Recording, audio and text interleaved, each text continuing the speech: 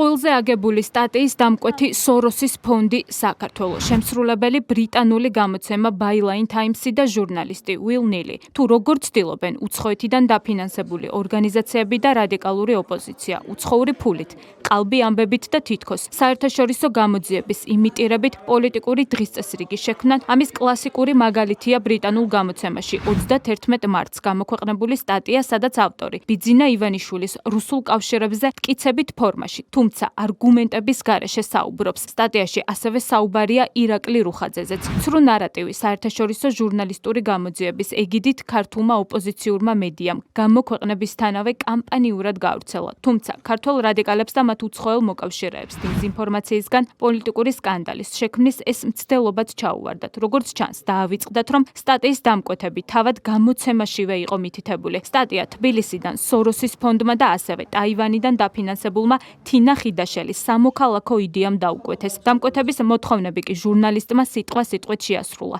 ფაქტებისგან დაცლილი სტატიის ავტორმა დეზინფორმაციისთვის შინაარსის შეძენა რადიკალური ოპოზიციის წარმომადგენლების ციტატებით სცადა. სტატია თავიდან ბოლომდე აგებულია ნაციონალური მოძრაობიდან NGO-ში გადაბარგებული სერგი კაპანაძისა და გახარიას თანაგუნდელის ნატალია საბანაძის მოსაზრებებზე. ანუ საერთაშორისო საგამოძიებო სტატიად წოდებულ ტექსტში ვკითხულობთ ზუსტად იგივე განცხადებებს, რაც საზოგადოებას ყოველდღიურად ნაც ოპოზიციისა და მოკავშირე მდიდარი NGO-ებისგან ესმის. სოროსის ფონდის საქართველოს ოფისის მიერ შეკვეთილი და დაფინანსებული სიცრუეზე აგებული სტატიის მხილების შემდეგ ფონდის ხელმძღვანელი მედიას ემალება. თუ რა დაუჯდათ დეზინფორმაციული სტატია, ამ კითხვას პასუხს არც სამოქალაქო საზოგადოების ფონდის სხვა წარმომადგენლები სცემენ. თინა ხიდაშელი კი თავის მართლების რეჟიმშია, ამბობს, რომ ჟურნალისტს იმ ფაქტების მოძიებაში დაიხმარა, რომელიც სტატიაში არც კი არსებობს.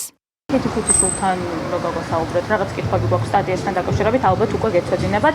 ან თუ კეთი ხუთიშვილი, როგორც გითხრეს, არ არისო ოფისშია, საქართველოში არ იმყოფება? კეთი არ არის ოფისში, მაგრამ მეორე ტელევიზიის კომენტარს დაკავშირებით კომენტარს კონკრეტული კითხვები გვაქვს სტატიასთან დაკავშირებით. ტელევიზიას. რა თანხა დაგიჯდათ ეს სტატია? ტელევიზიის კომენტარს არ ვაძლევ. რა თანხა დაგიჯდათ ეს სტატია, რომ გითხრათ? სტატიასთან დაკავშირებით მაქვს კითხვები. ცით რა მაინტერესებს თქვენი მხარდაჭერით? პოსტია ჩემის Facebook-ზე და ყველაფერი იქ წერია. გინდა. რა დაგიჯდათ ქალბატონო თინა? თუ რა კონკრეტულ ფაქტებზე დაყრდნობით ამტკიცებდნენ სერგი კაპანაძე და ნატალია საბანაძე ბიძინა ივანიშვილის რუსულ კავშირებს, ეს უცნობია, რადგან სტატიაში მონაწილე პირებმაც დამალვა გადაწყვიტეს. მედიასთან არ გამოჩნდნენ და არც ჩვენ სატელეფონო ზარებს უპასუხეს. სტატიის შინაარსთან ერთად ყოველგვარ ობიექტურ ჩარჩოებს მკვეთრად აცდენილია სტატიის ავტორის კარიერაც. Will Neely-ს სოციალურ ქსელს თუ გადავხედავთ, მარტივად დავინახავთ, რომ ეგრეთ წოდებული ჟურნალისტი საქართველოში რადიკალური ოპოზიციის აქტიური მხარდამჭერია. პირი, რომელიც საჯაროდ ისე პოზიციონირებს თითქოს დამოუკიდებელი გამომძიებელი ჟურნალისტია სინამდვილეში ორგანიზებული კრიმინალისა და კორუფციის გამოძიების პროექტს წარმოადგენდა, რომლის ჟურნალისტების შესახებაც გაირკვა, რომ USAID-დან ფინანსდებოდნენ და მათი საქმიანობა კონკრეტულ ქვეყნებში გამოყენებული იყო პოლიტიკური მიზნებისთვის. სწორედ ამაზე ხმამაღლა საუბრობდა შტატების სახელმწიფო დეპარტამენტის ყოფილი მაღალჩინოსანი მაიკ პენსიც. USAID-მა $20 მილიონი გადაუხადა ეგრეთ წოდებულ დამოუკიდებელ ჟურნალისტებს ორგანიზებული კრიმინალისა და კორუფციის გამოძიების პროექტში, რომ დაეწერათ სკანდალური სტატიები ამ ეგრეთ წოდებული საგამოძიებო რეპორტაჟებიდან. 4,5 მილიარდზე მეტი მოგება ნახეს ათობით ქვეყანაში, მათ შორის ცენტრალურ ევროპაში, აღმოსავლეთ პარტნიორობის ქვეყნებში, ანუ სომხეთში, ბელარუსში, საქართველოში, მოლდოვასა და უკრაინაში. ორგანიზებული კრიმინალისა და კორუფციის გამოძიების პროექტი ხელს აფარებდა იმ ფაქტს, რომ USAID მათ ფულს უხდიდა, რომ პოლიტიკური ოპონენტებისთვის ბინძური ისტორიები მოეძებნათ.